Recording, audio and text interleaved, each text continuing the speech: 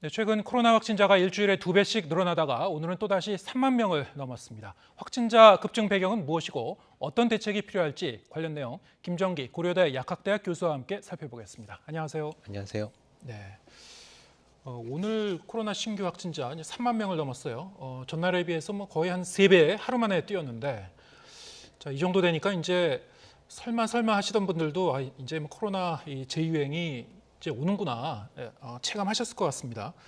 최근의 추이 어떻게 보셨습니까?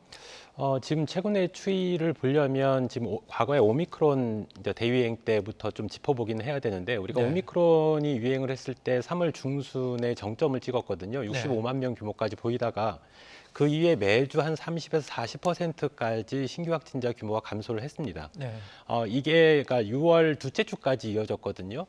근데 6월 둘째 주부터 셋째 주 사이에 보면 정체 기간을 둡니다. 그러니까 감소세가 이제 없어지고 예. 그러니까 소위 얘기하는 버퍼링 구간, 그러니까 전주와 신규 확진자 규모가 유사한 규모를 보이다가 7월 첫째 주부터 다시 증가하는 양상을 보이고 있습니다. 네. 그러니까 분명히 지금은 뭐 방역 당국에서도 얘기했던 것처럼 코로나가 재유행하는 단계다 이렇게 볼 수가 있고 앞서 말씀하신 것처럼 뭐 2배에서 전주 대비 2배에서 3배, 뭐 소위 얘기한 더블링 현상이 발생을 하고 있는데 일단 한동안 이런 증가 추이는 이어질 것 같다라고 예. 생각을 하고 있고요. 일부 뭐 수리과학 모델에서는 뭐 8월 중순에서 9월 사이에 한 10만 명에서 20만 명까지 신규 확진자 규모가 발생할 거다 이렇게 예측을 하고 있는데 사실상 정확하게 예측하기는 상당히 어려운 부분이 있습니다. 예. 그럼에도 불구하고 뭐 유사한 정도까지는 나올 거다라고 예상을 하는 게 해외 사례를 보면 지금 독일이나 프랑스 같은 경우가 뭐 15만 명에서 25만 명 규모의 신규 확진자 규모를 보이고 있거든요. 예.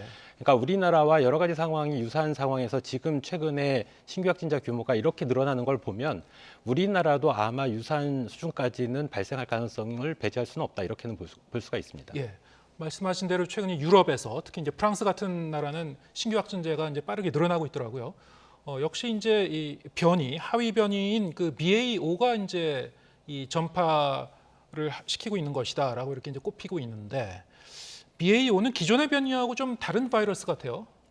지금 우리가 이제 오미크론을 처음에 나왔던 오미크론이 이제 BA.1이라고 얘기를 하고요. 그 뒤에 예. 스텔스 오미크론이라고 해서 BA.2라고 이름이 붙여졌는데 BA 그러니까 5는 이 스텔스 오미크론 BA.2의 하위 변이다 이렇게 보시면 될 것 같고요. 네. 왜냐하면 BA.1, 그러니까 원래 오미크론하고 스텔스 오미크론하고 같이 비교를 했을 때 유전자 변이 양상이 스텔스 오미크론하고 상당히 유사하기 때문에 스텔스 오미크론의 하위 변이다 이렇게 보시면 될 것 같습니다. 근데 BA.5뿐만 아니라 미국 같은 경우에는 BA.4, 그러니까 BA.4도 같이 유행을 하고 있거든요. 예. 두 가지는 공이 스텔스 오미크론의 하위 변이고 일단 우리가 흔히 잘 알고 있는 스파이크 단백질 변이 부위가 BA.4하고 5가 동일하고 나머지 유전자 부위에서 변이 양상이 좀 다르다 이렇게 보시면 될 것 같습니다.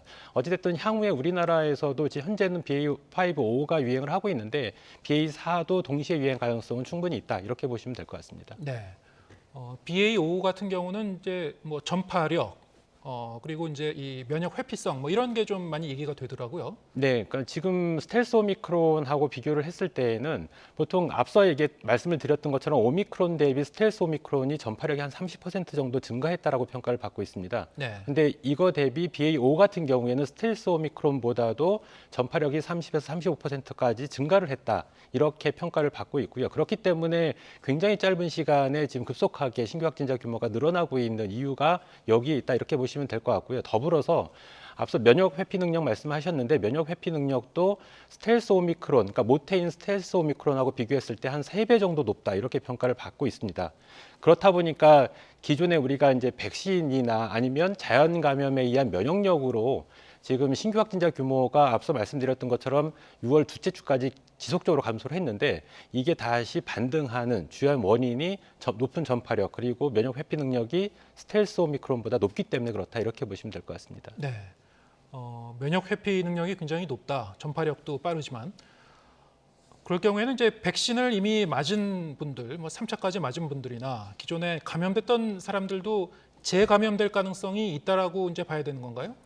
면역 회피 능력이라고 하는 거는 그게 백신에 의해서 면역력이 주어졌거나 아니면 네. 자연 감염, 과거에 오미크론이 유행했을 당시에 감염되신 분들도 그러니까 항체가 형성이 되거든요. 근데 이걸 회피하는 능력이기 때문에 일단 과거에 감염이 되셨던 분들도 재감염 우려가 분명히 있고요. 그리고 백신 접종을 여러 차례 3차 또는 4차 접종까지 하셨더라도 감염될 가능성은 충분히 있다. 이렇게 보시면 될 것 같습니다.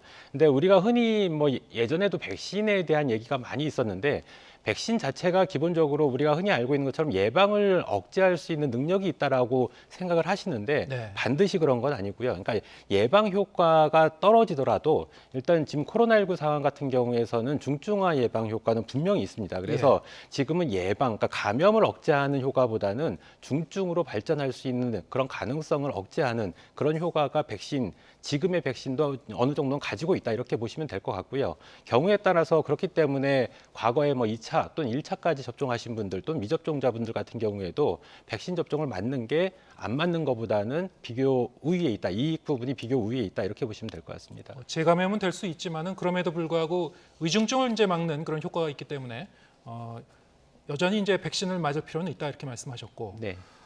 그러면 이제 BA.5 변이 같은 경우는 증상은 기존의 변이와 비교했을 때 어떻습니까? 이 부분은 조금 논란이 있습니다. 국가마다 보고하고 있는 그 임상 증상의 정도나 네. 양상이 좀 다르고 있는데요. 그러니까 대표적으로 미국 같은 경우에는 발열을 기본적으로 가장 빈도가 높게 나타나는 증상으로 꼽고 있는데 네. 반면에 영국 같은 경우에는 콧물이나 인후통 이렇게 분류를 하고 있거든요. 예. 그래서 이러한 부분들도 과거에 미국에서는 BA.1 오미크론이 유행을 했기 때문에 그렇고 영국에서는 스텔스 오미크론 BA.2가 유행을 했기 때문에 지금 BA.5 같은 경우에는 BA.2 스텔스 오미크론하고 더 가깝기 때문에 그러니까 영국에서 미국보다는 임상 증상이 좀 가볍게 이렇게 나타나는 경향성이 있다라고 보고는 하고 있는데 일단 기본적으로 과거의 오미크론하고 상당히 유사하다라고 보시면 될 것 같고요. 경우에 따라서는 인후통이나 발열 증상이 조금 더 오미크론이나 스텔스 오미크론보다는 좀 심하다라고는 알려지고 있는데 아직까지 명확하게 이 부분이 정해져 있는 부분은 없다 이렇게 보시면 될 것 같습니다. 다만 병원성 부분에 있어서 일부 연구 결과 대표적으로 일본에서 이 부분은 그러니까 세포 배양을 통해서 조사를 했는데 세포 배양을 했을 때 그러니까 보다 효과적으로 증식을 하더라. 즉 바이러스의 수가 더 많아지더라라는 결과를 낸 연구 논문이 있습니다. 그런데 이 부분은 일단 제한적인 연구 결과고요. 향후에 이런 부분들 병원성 관련된 부분은 아직까지는 명확하지는 않다. 그래서 기본적으로 보실 때는 스텔스 오미크론이나 오미크론하고 상당히 유사한 정도다 이렇게 보시면 될 것 같습니다. 예, 알겠습니다. 정부가 내일 방역 대책을 발표 예정이라고 하니까요. 어떤 내용이 나오는지 내일 지켜봐야 될 것 같습니다. 김정기 고려대 약학대학 교수와 함께했습니다. 고맙습니다. 감사합니다.